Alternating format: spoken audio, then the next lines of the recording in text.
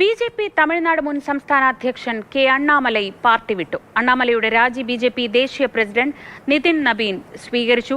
KB. Sreedharan വിവരങ്ങളുമായി. ശ്രീധരൻ, അവസാന നിമിഷം ചില ചർച്ചകളൊക്കെ നടന്നെങ്കിലും അതൊരു അനിവാര്യമായ പുറത്തേക്ക് പോകലായിരുന്നു. ഒരു ഗ്രേസ്ഫുൾ എക്സിറ്റ് അണ്ണാമലയ്ക്ക് കൊടുക്കണമെന്ന പാർട്ടിയും അങ്ങനെ പോകണമെന്ന് അണ്ണാമലയും ആഗ്രഹിച്ചിരുന്നു.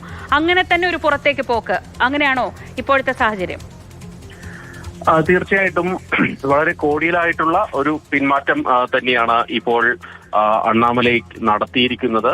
ഇന്ന് രാവിലെയോടുകൂടിയാണ് ഇത് സംബന്ധിച്ച വാർത്താക്കുറിപ്പ് ബി.ജെ.പി. ദേശീയ നേതൃത്വത്തിന്റെ ഭാഗത്തുനിന്ന് വന്നത്. അതായത് അണ്ണാമലൈയുടെ രാജി സ്വീകരിച്ചു എന്ന് പറഞ്ഞുകൊണ്ടുള്ള വാർത്താക്കുറിപ്പ് പുറത്തു വന്നത്. അതിനുശേഷം അണ്ണാമലൈ സമൂഹ മാധ്യമങ്ങളിലൂടെ ജനങ്ങളെ കണ്ടിരുന്നു. അതിൽ കൃത്യമായിട്ട് താൻ പാർട്ടി വിടാനുണ്ടായ കാരണങ്ങൾ ഓരോന്നായിട്ട് പറയുന്നു. അതായത് പോസിറ്റീവായിട്ടുള്ള ഒരു മാറ്റത്തിന് വേണ്ടിയിട്ടാണ് പാർട്ടിയിലേക്ക് ബി.ജെ.പിയിലേക്ക് വന്നത്. 6 വർഷം അതിനുവേണ്ടി പ്രവർത്തിക്കുകയും ചെയ്തു. ചില കാര്യങ്ങളിൽ പാർട്ടി നേതൃത്വവുമായി, പ്രത്യേകിച്ച് തമിഴ്നാട്ടിലെ വിഷയങ്ങളിൽ അഭിപ്രായ വ്യത്യാസം നിലനിന്നിരുന്നു എന്നുകൂടി അണ്ണാമലൈ പറയുന്നുണ്ട്. പ്രത്യേകിച്ച് 3 ഭാഷ ത്രിഭാഷാ നയത്തിൽ ഉൾപ്പെടെയുള്ള കാര്യങ്ങളിൽ പല തരത്തിലുള്ള അഭിപ്രായ വ്യത്യാസങ്ങൾ ഉണ്ടായിരുന്നു.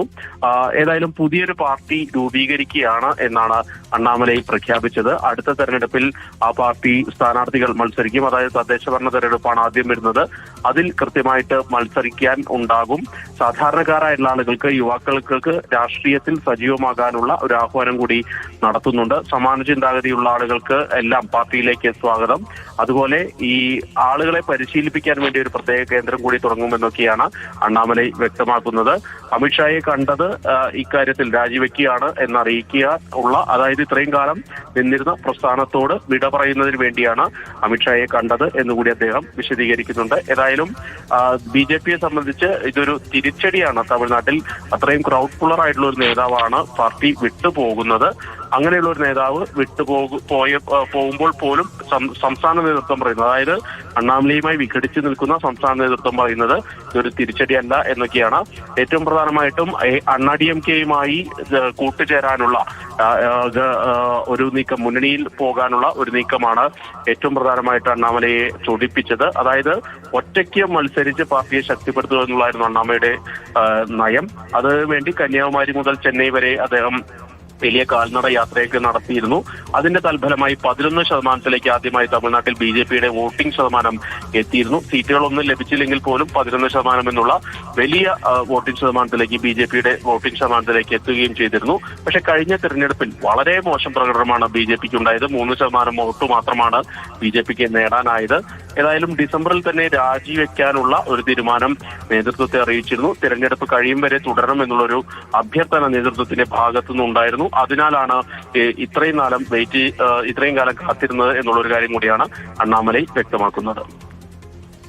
കെ.ബി. ശ്രീധരനാണ് വിവരങ്ങൾ നൽകിയത്. രാജി പ്രഖ്യാപനത്തിന് ശേഷം, സോഷ്യൽ മീഡിയയിലൂടെയുള്ള പ്രഖ്യാപനത്തിന് ശേഷം അണ്ണാമലയുടേതായ ഒരു വീഡിയോ പുറത്തു വന്നു. നമുക്ക് അണ്ണാമലയുടെ വാക്കുകൾ കേൾക്കാം. கட்சியில் ஆகஸ்ட் 25, 2020 டெல்லியில் இங்கே வந்து இணைஞ்சு தமிழகத்தில் தமிழக மக்களுக்காக ஒரு 6 ஆண்டு காலம் பணியாற்றுவதற்கு ஒரு பெரிய வாய்ப்பு, ஒரு பெரிய பாக்கியமாக நான் கருதுகின்றேன். ஒரு புதிய அரசியலை, அடிப்படை கட்டமைப்பை மாற்றக்கூடிய அரசியலை உருவாக்க வேண்டும் என்கின்ற ஒரு எண்ணத்தோடு இன்னைக்கு வந்து ரொம்ப பண்போடு சொல்லிவிட்டு அதே இயக்கத்திலிருந்து வெளியே வருகின்றேன்.